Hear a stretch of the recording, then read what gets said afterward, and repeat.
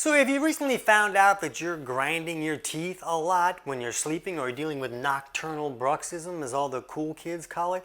This can create some dental issues, and a lot of people don't even know what's going on. They actually learn from their dentist when their dentist's like, hey, you're really grinding your teeth. I can tell by all the bad stuff that you're doing to your teeth and your enamel, and just stop it. And I'm going to give you this plastic thing to shove in your mouth and that'll fix it. And a lot of people use these mouth guard type plastic pieces that kind of restrict their ability to have their teeth really grind together.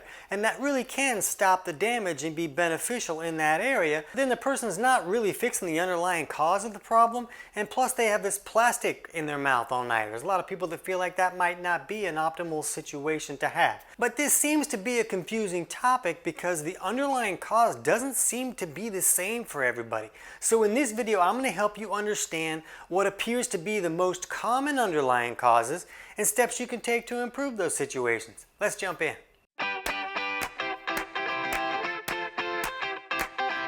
T.C. Hale is not a doctor and does not claim to be a doctor or licensed in any type of medical field. Don't be an idiot and use anything heard on the show as medical advice. This information should be used for educational purposes only, and you should contact your doctor for any medical advice. Now get off me. So just remember, I'm not a doctor, I'm not giving medical advice, and I'm certainly not a dentist, but I do have a Scooby-Doo toothbrush. And I just want to share some information. I've been getting a lot of questions about this teeth grinding situation. And I want to share some experiences that I've had with some clients, because I've had a few clients that seem to be dealing with a specific issue, and when we fixed that issue, the teeth grinding just stopped. But that doesn't mean that that's the cause for everybody. I really feel like it's not. I feel like there are a variety of issues that can create this problem, and I want to share the most common opinions that seem to be out there. And one of those things seems to be that a lot of people feel like that it's a dental issue, and that a lot more people today have a lot more of a narrow mouth. And there's a lot of studies out there that kind of show that just the way that we're eating in this industrial food creation type world, that it has the ability to make our mouth a little more narrow, and there's not enough room for all of our teeth, and that's why pretty much everybody needs braces now. And when you go to look at all these tribes that just eat like real food and they're not eating stuff out of a vending machine, that their mouths are wide and their teeth are straight and it's just all fancy and pretty.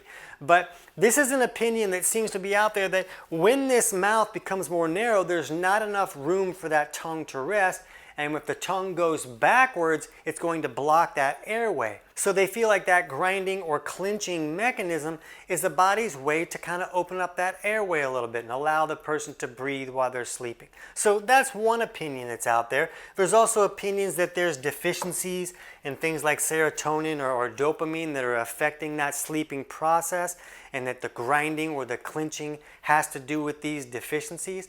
There's also some medications that seem to correlate with this bruxism a lot.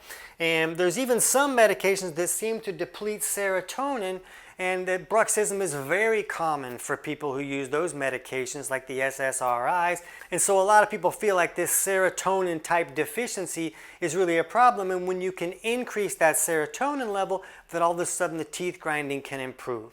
But they also see that when you take supplements that can kind of help lift that serotonin or dopamine levels a little bit, that it can improve, but then a little bit later it just sort of doesn't anymore. So are we really correcting the underlying cause? And that's kind of what I wonder. But the biggest correlation that you're going to see when you're looking at this teeth grinding issue, especially with the nocturnal nighttime sleeping teeth grinding, is going to be stress. And you see, oh man, these people are really stressed. And it makes a lot of sense, because when we're stressed or when we're mad, we like clench our teeth. Like that's apparent in every Bugs Bunny cartoon. And you know it in your life. When you're mad, you clench your teeth a little bit. I clench my teeth when I read some of your comments. You know what I'm talking about. Love you. But when we get angry, we can clench our teeth. So why couldn't that happen while we're sleeping as well? But here's the situation that I really want to share with you. When we're looking at this stress response, why would it cause this to happen at night when we're not mad? We're not mad while we're sleeping, right? But when a person is very stressed, it can push the autonomic nervous system into an imbalanced state. So our autonomic nervous system is this system that kind of runs a lot of the show behind the curtains. Like, we don't have to think about breathing, we just kind of do that. And the autonomic nervous system is responsible for that. So it has two sides. It has this sympathetic fight or flight side and a parasympathetic rest and digest side. So both of those states are very appropriate. And as needed, the body will move into one of those states so that the body can operate better for whatever task is needed in that state. Like when we digest, we should be in that parasympathetic state, and in that state, the body is more optimized for that digestive process. The problem is, for a wide variety of reasons, some people can get stuck in one of those states most of the time, or they have what we call an imbalance in that state. So if somebody's dealing with an imbalance in this sympathetic state where the body is really kind of stuck in this fight or flight state all the time, it makes sense that their body could respond in that state of like, I'm really stressed out, even when they're sleeping. So let's look at some studies that we found here. And this one here is their association between stress and bruxism. And they found that there was a really strong correlation. So it's hard to argue with, wow, when somebody's really stressed, they may see an increase in the amount of grinding that they're doing at night or clinching. And when they can remove that stress, wow, I really see that I found some improvement when I wasn't so stressed in my life. And this study here was on cardiovascular implications of sleep bruxism, a systemic review. And so they were kind of looking at the association between this bruxism and cardiovascular disease. And that's not what I was really wanting to look at in this study, but they said that evidence synthesis demonstrated a reliable pathomechanism linking this sleeping bruxism and sympathetic hyperactivity, and subsequently potential increased cardiovascular risk in sleep bruxers. So we find also that when someone's dealing with cardiovascular disease or high blood pressure, that a lot of times they're leaning more in that sympathetic state. When you look at their body chemistry, they just seem to be pushed more in that stress state. So they're finding this correlation as well. But what's interesting for us is that we're seeing that this also showed some other correlations between some sympathetic imbalance type situations where the person was dealing with what they call a sympathetic dominance, where the body just seems to be pushing more in that sympathetic state. And when we look at that, we want to try to get an idea, am I stuck in that state? And we use tests when we're looking at the bioindividuality of an individual, when we're looking at their body chemistry to get an idea of what may be going on. And this is not a diagnostic thing. This is not something that they use in the medical world, but when natural practitioners are looking at someone's body chemistry, they'll use these tests a lot, just because they can give a picture of how the body might be operating. So what we do is we like to look at somebody's pulse pressure. And a pulse pressure is the number that you get when you take that systolic blood pressure number, which is the top number, and you subtract the diastolic number. The resultant is called a pulse pressure. So if a pulse pressure is greater than 46, that can be a strong indication that the person is leaning too far in that sympathetic fight or flight state. And then we can do another test where we can kind of confirm, is that really accurate or is that just one marker? And we'll look at a person's breath rate and we'll just have them rest and kind of breathe normally and do a 60-second timer and then count the number of inhales they have in a 60-second, and that can give us an idea of what their breath rate is. Our body will change our breath rate according to specific needs that it has. So if somebody's breath rate is like 10, for example, then we can get another resultant here by dividing the breath rate into this pulse pressure. So if somebody's breath rate was 10, which is pretty low really, but if that was 10, you would divide that into this 46, and then that number would be 4.6. So anything greater than 3 is another indication that someone might be leaning on that sympathetic fight or flight side. So there's a couple numbers with tests that you can just do at home with like a kitchen timer and a blood pressure cuff that you pick up for $40 at a pharmacy. So these are very simple things to look at to get an idea of what's going on. Now what we want to understand when we're looking at a sympathetic imbalance like this is that a person can have their body pushed too far into that sympathetic state when their life is very stressed. They're dealing with some type of stress in their life. Most of the time, it's really having the ability to push them into that state. But a person can also be dealing with a sympathetic imbalance if the body is stressed.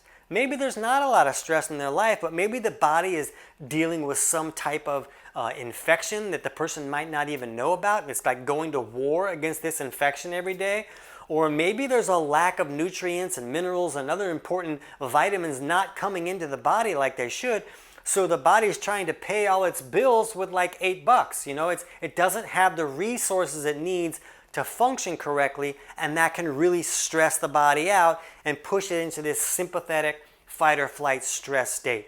So if a person's body is very stressed, even though they're not, they might go to bed and the body is going to be showing expressions of that stress state, like grinding and clinching, as if the person was mad or angry, even though they're not. So if a person's body is leaning too far on the wrong way, it can create the symptoms just like if they were experiencing that anger or stress in their life.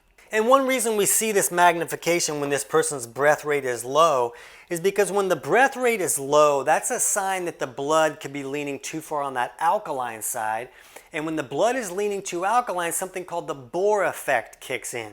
And the body can't use oxygen correctly. The oxygen can't get down to the tissues where it needs to be utilized because it's stuck in the blood because the blood is leaning too alkaline. If you want to learn more about that, we'll put a link in the description below this video for our video on oxygen utilization issues, and that'll help you understand that. But the point here is that when this breath rate is low, when you do this little calculation here where you divide the breath rate into this pulse pressure, well, this number gets bigger when that breath rate is low, when you're just doing math, right? So when you can raise a person's breath rate and help the body utilize oxygen correctly, it seems to reduce that stress that body is dealing with, and then it can move the body out of that fight or flight state that it's currently in. Another thing that's interesting when we're looking at this sympathetic issue is that it's very common for people to feel like, well, with this bruxism, we see either smoking or drinking or caffeine. And I'm going to put links down in the description below to studies that kind of show us that all three of those things have the ability to magnify that sympathetic side.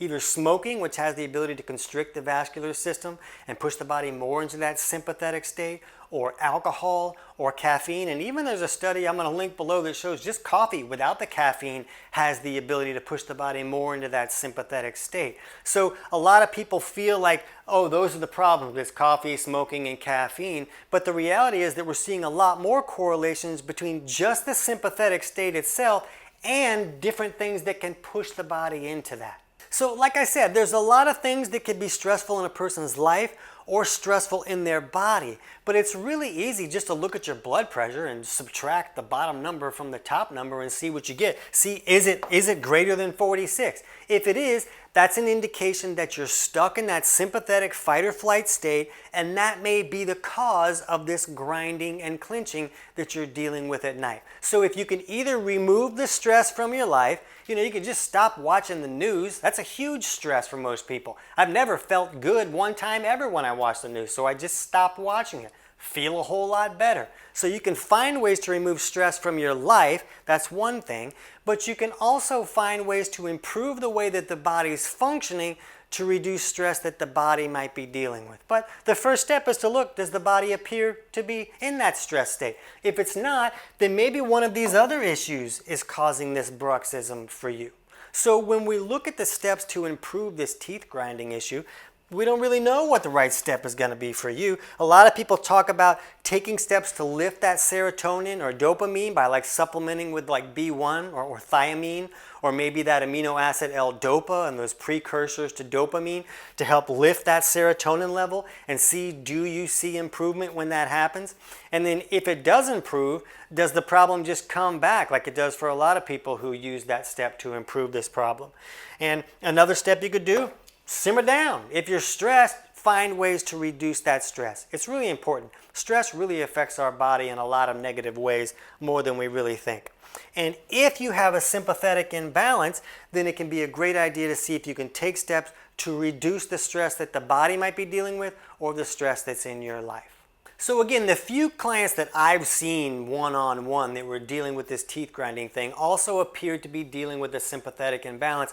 And when we took steps to improve that imbalance, the teeth grinding went away. But I don't feel like that's the answer for everybody. I want to hear from you. If this is an issue for you and you look at your blood pressure and you appear to be leaning too far on that sympathetic side, if you take steps to improve that, does the grinding improve as well? Put it in the comments and let us know if it does so more people can get an idea. What's the real answer? Because clearly this is a confusing topic that seems to have more than one possible underlying cause. Now, if you want to learn more about that sympathetic imbalance and steps you can take to improve that imbalance, you can jump over right now and check out our video on understanding a sympathetic imbalance. I hope that helps.